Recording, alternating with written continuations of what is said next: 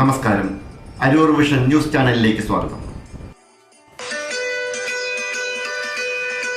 ആലപ്പുഴ ജില്ലാ പോലീസ് കേന്ദ്രത്തിൽ നിന്നുള്ള 2 പത്രക്കുറിപ്പുകളുണ്ട്. വിദേശ മദ്യവുമായി അതിഥി തൊഴിലാളി അരൂരിൽ പിടിയിൽ. അരൂരിൽ ഭാര്യാപിതാവിനെ കൊലപ്പെടുത്തിയ പ്രതിക്ക് ജീവപര്യന്തം ശിക്ഷ. പുതുവത്സരത്തോടനുബന്ധിച്ച് അതിഥി തൊഴിലാളികൾക്കിടയിൽ വിദേശ മദ്യ വിൽപ്പന നടത്തിയ ആസാം ഡിബ്രുഗാഗ് സ്വദേശിയായ 35-കാരനായ ബസന്ത ഗോഗോയ് എന്നയാളെ അരൂർ പോലീസ് അറസ്റ്റ് ചെയ്തു. 22 ലിറ്റർ വിദേശ മദ്യവും 10 കുപ്പി ബിയറുകളുമായാണ് പ്രതി അരൂർ പോലീസിന്റെ പിടിയിലായത്.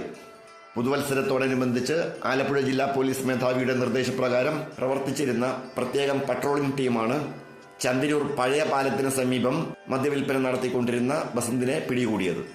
തുടർന്ന് ഇയാൾ വാടകയ്ക്ക് താമസിച്ചിരുന്ന വീട് റെയ്ഡ് ചെയ്യുകയായിരുന്നു. തോപ്പുംപടി, തൈക്കാട്ടുശ്ശേരി, അഴീക്കൽ തുടങ്ങിയ ബിവറേജ് സ്റ്റോറുകളിൽ നിന്നും മദ്യം വാങ്ങി ഉയർന്ന വിലയ്ക്ക് ആളുകൾക്ക് നൽകുകയായിരുന്നു ഇയാളുടെ പതിവ്.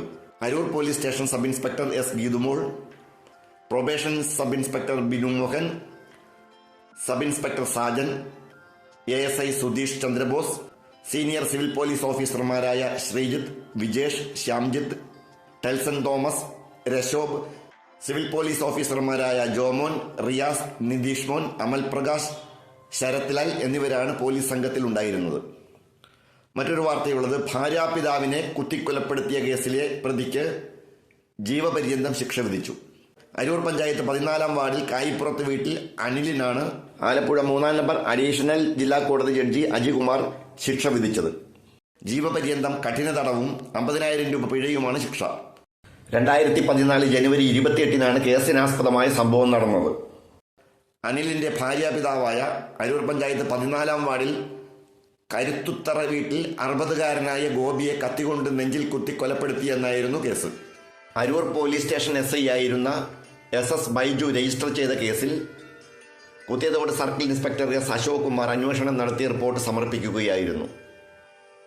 പ്രോസിക്യൂഷൻ നടപടികൾ ഏകോപിപ്പിച്ചത് സിവിൽ പോലീസ് ഓഫീസർമാരായ രജനീഷ് ബാബു, അമൽ എന്നിവരാണ്.